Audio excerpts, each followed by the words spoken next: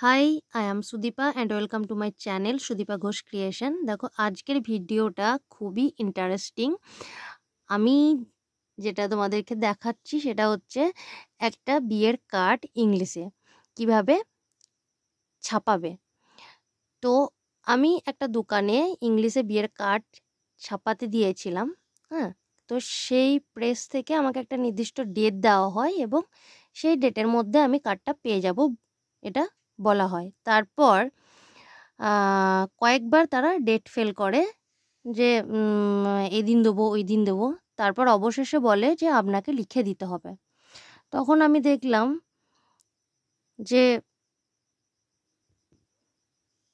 যে নিজের মনের মতো করে একটা লিখি। তো আমি নিজের মনের মতো করে একটা কার্ড এইভাবে লিখেছি এবং ওই প্রেসে দিয়েছিলাম ছাপানোর জন্য। তো আমি দেখলাম এই প্রবলেমটা অনেকেরই হতে পারে। হয়তো অনেকেরই ইচ্ছা হয় যে ইংলিশে কার্ড ছাপাবো, কিন্তু লেখাটার জন্য হয়তো হয় না, কারণ সব প্রেসে হয়তো ইংলিশে লেখাটা থাকে না, যেহেতু আমরা বাঙালি।